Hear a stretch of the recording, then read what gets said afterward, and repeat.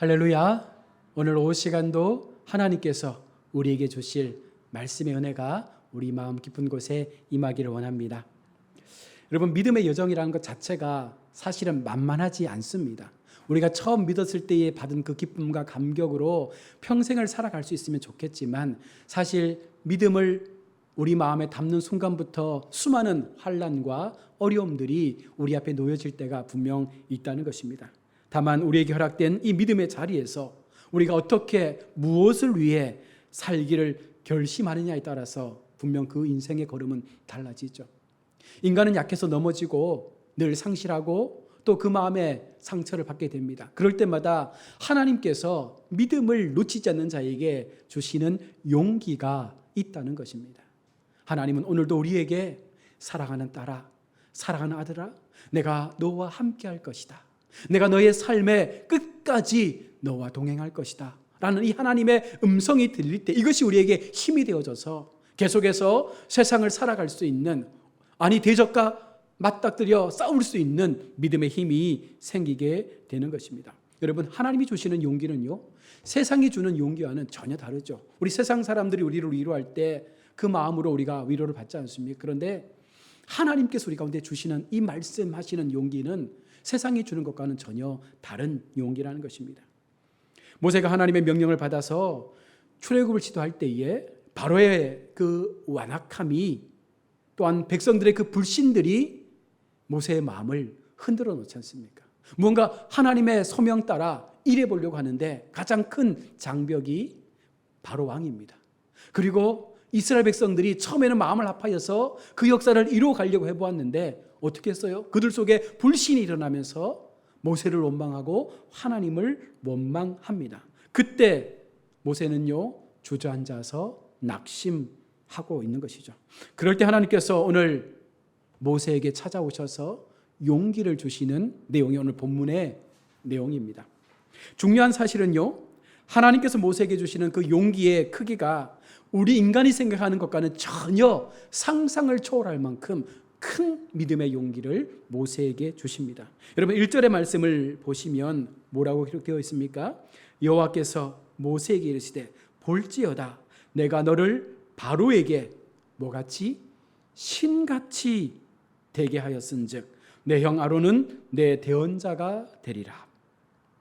여기서 말씀하고 있는 신은요, 히브리어로 엘로힘이라는 단어로 사용되어졌고요. 또한 대언자는 나비라는 단어로서 선지자라는 그런 의미로 기록이 되어 있습니다.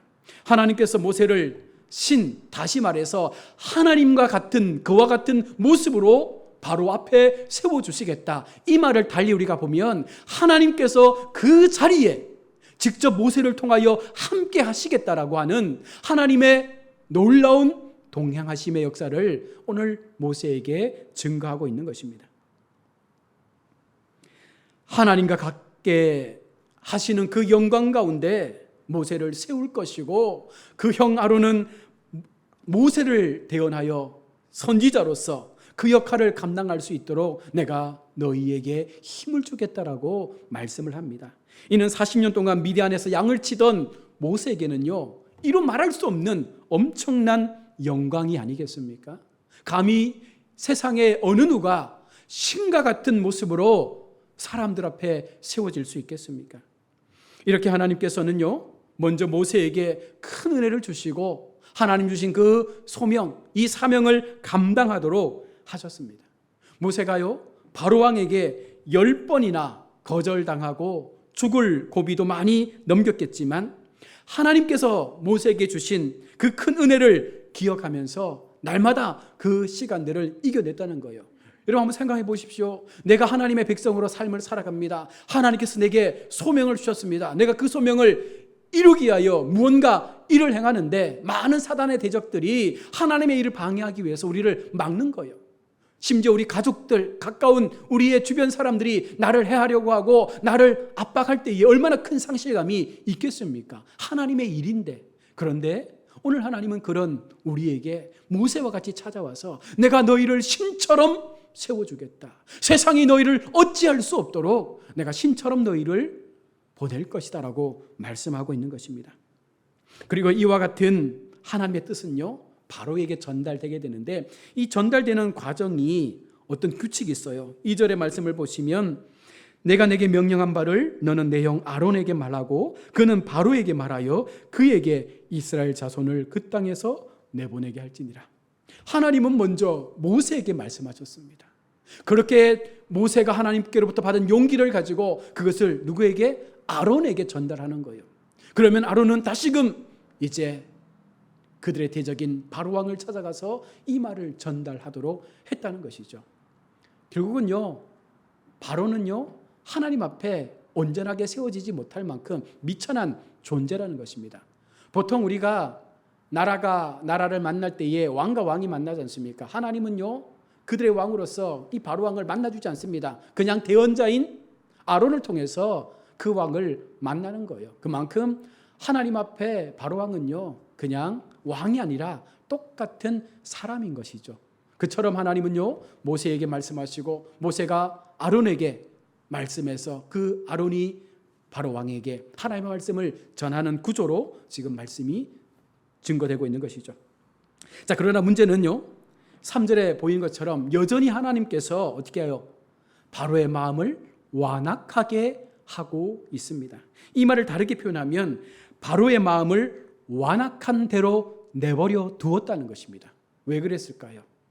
이왕이면 한 방에 바로의 마음을 꺾어서 이스라엘 백성을 출애굽하면 좋을 텐데 하나님은 여전히 바로 왕의 마음을 완악한 대로 계속해서 그냥 내버려 두고 있습니다. 왜 그랬을까요?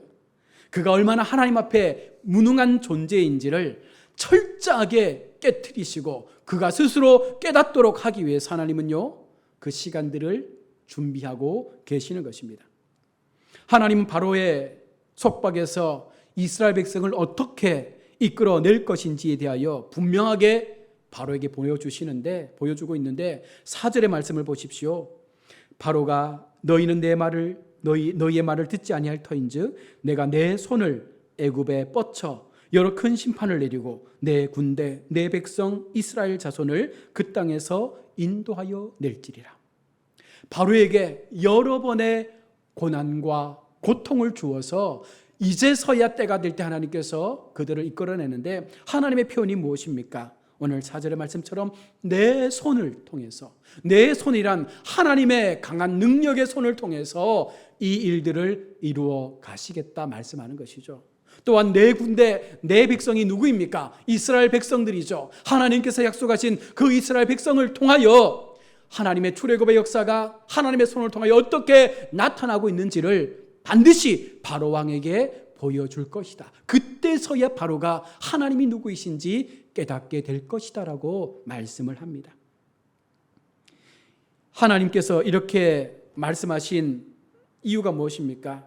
바로 이 말씀을 통하여 모세가 절대적인 용기를 얻고 이제는 더 이상 좌절하지 말고 주저하지 말고 하나님의 사역들을 감당해 나아갈 것을 요청하는 것입니다.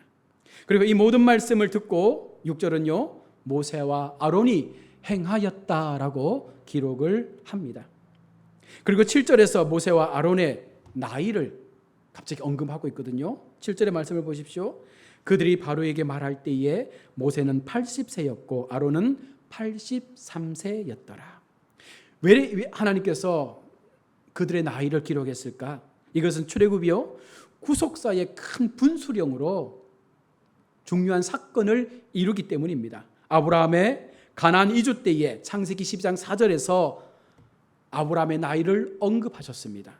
또한 창세기 47장 9절에서 야곱의 애굽 이주 때에도 역시 하나님은요, 당시에 야곱의 나이를 기록해 놓았습니다. 이것은 하나님의 섭리가 개인과 세계의 역사 속에 구체적으로 임하고 있다라는 그 생생한 현장을 바로 하나님의 구속사의 시간 속에서 오늘 우리 가운데 분명하게 증거하고 있는 것이죠. 달리 말하면 역사의 시간 속에 하나님의 일하심이 어떻게 우리 가운데 나타나는지 보라는 것입니다. 이것은 허구가 아니라 분명한 역사를 기반한 사건 속에서 하나님이 보여주시는 확고한 하나님의 역사임을 우리 가운데 증거하는 것입니다.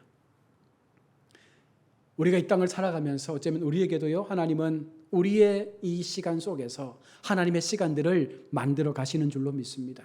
비록 우리가 세상에서의 삶을 살아가지만 이 모든 이 세상에서의 하루하루의 삶이 하나님께서 예비하신 그 하나님의 그 구속사적인 시간 속에 우리가 태어났고 우리가 지금도 구원의 복음을 가진 자로서 하나님의 일을 감당하는 하나님의 자녀로서 그 시간을 살아가고 있다라는 사실입니다. 그만큼 우리는 하나님 편에 너무나 소중하고 중요한 존재라는 것입니다.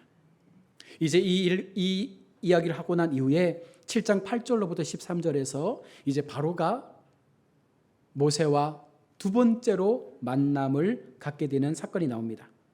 바로와 모세가 아론에게 이적을 보이라라고 말할 때에 지팡이를 바로 앞에 던지라고 오늘 9절은 말씀을 하고 있습니다. 바로가 이적을 보이라라고 말한 것은요, 그 당시에 문화를 우리가 살펴봐야 합니다. 그 당시의 문화는요, 신권 문화였습니다. 다양한 신들을 섬겼던 다신의 어떤 그런 문화를 가지고 있었기 때문에 어떤 힘의 능력을 평가할 때에 너희가 믿는 신이 누구냐? 너희가 믿는 신이 갖고 있는 능력이 뭐냐? 한번 보여봐라. 그럼 우리가 우리 신보다 강한지 약한지를 평가해서 우리가 너희에게 굴복하든지 아니면 우리가 너희를 우리의 노예로 삼겠다라고 하는 그와 같은 시대적 배경 속에서 오늘 바로는요 말하고 있는 것입니다. 이적을 보이라. 그 신의 능력을 증명해서 너희가 말하는 하나님이 누구인지 우리한테 똑똑히 보여주라라고 말하고 있는 것입니다. 모세는요 바로왕 앞에서 지팡이를 던집니다. 10절에 그러자 그 지팡이는요 뱀으로 변하게 되죠. 구약 성경에 뱀으로 번역된 단어가 세 가지로 기록되어 있는데요. 먼저는 나하시라는 히브리 단어로 출애굽기 4장 3절과 창세기 3장 1절에 기록된 뱀의 표현입니다. 파충류를 포함한 모든 뱀을 가리키는 표현이 바로 나하시, 일반적인 뱀을 의미하는 것이고요.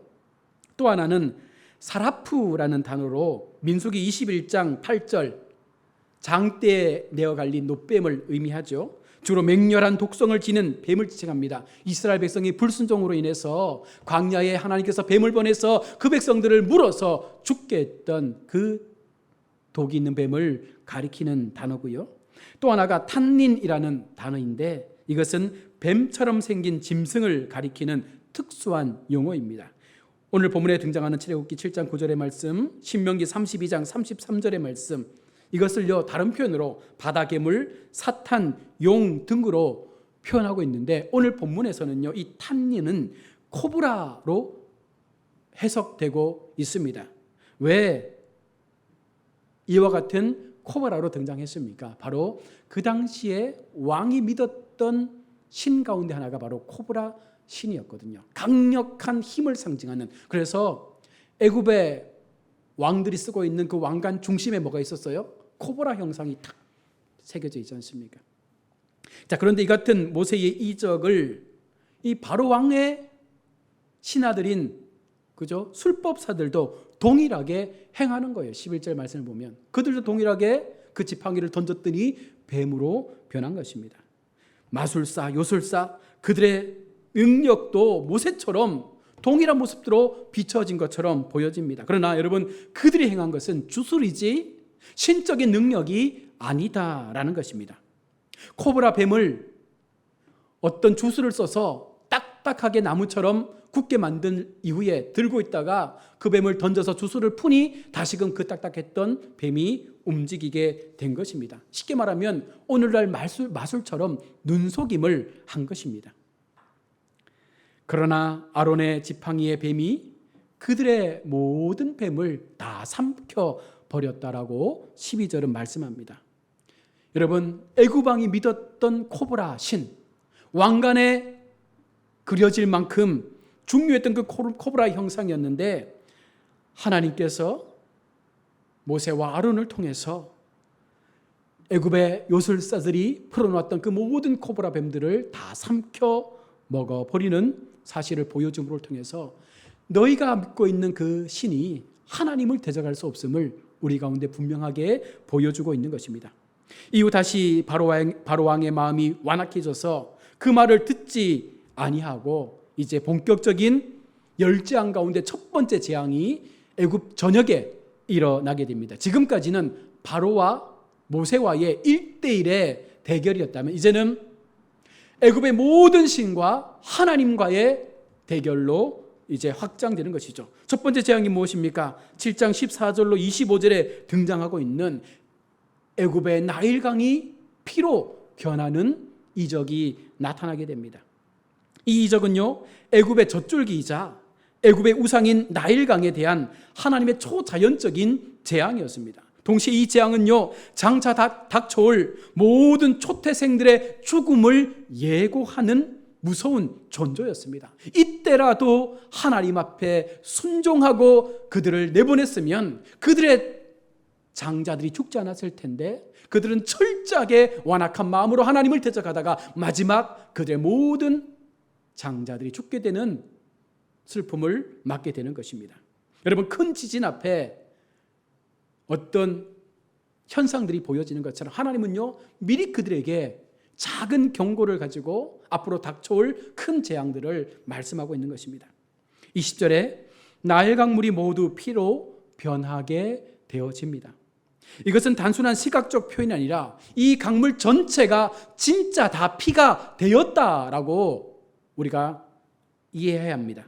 그 증거로 이 나일강의 모든 고기가 죽기 시작합니다. 나일강은 더 이상 생명을 주는 강이 아니라 오히려 생명을 거두어가는 강으로 변화되고 있습니다. 더 나아가 나일강의 고기까지 우상으로 섬겼던 애굽인들의 어리석음을 하나님은 그렇게 그들 속에 보여주고 있는 것입니다. 자, 그런데 이번에도 애굽의 술사들이요, 똑같이 물을 피로 변하게 합니다. 23절, 22절에 보면 애굽의 술사들도 동일하게 물을 피로 변하게 하는 속임수를 보여주죠. 그런데요, 이것은요, 하나님의 이적과 비교할 수 없는 이적입니다. 어떤 차이가 있을까요? 애굽의 술사들이 피를 물로 만드는 것은 가능했지만 그 피가 되어진 물을 다시금 깨끗한 물로 만들 수 있는 능력은 그들 속에 없었다는 거예요.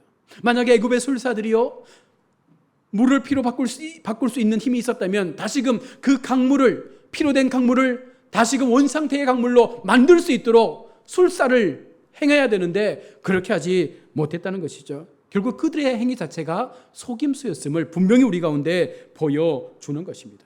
하나님의 역사는요, 모든 것을 처음처럼 만들어낼 수 있는, 처음 창조의 역사를 이끌어낼 수 있는 힘을 갖습니다. 왜 그렇습니까? 하나님이 창조주시기 때문에, 하나님께서 이 모든 인류를 만드셨기 때문에 하나님은 말씀하시면 어떠한 것이라도 처음처럼 되돌릴 수 있는 회복의 은혜를 우리 가운데 베풀어 주시는 것입니다. 이 술사들의 속임수를 본 바로왕은요, 그 일에 관심을 가지지 않았다라고 23절은 말합니다. 바로의 완악함은 자신의 눈으로 직접 목도한 사실을 보았음에도 불구하고 그것을 믿으려고 하지 않으려는 그 마음으로 철저하게 하나님에게 대적하죠. 여러분, 이것이 어쩌면 인간의 모습 아니겠어요? 우리가 복음을 전하거나 세상 사람들 앞에 하나님에 대해 증거하면 그들은요, 철저하게 부인합니다.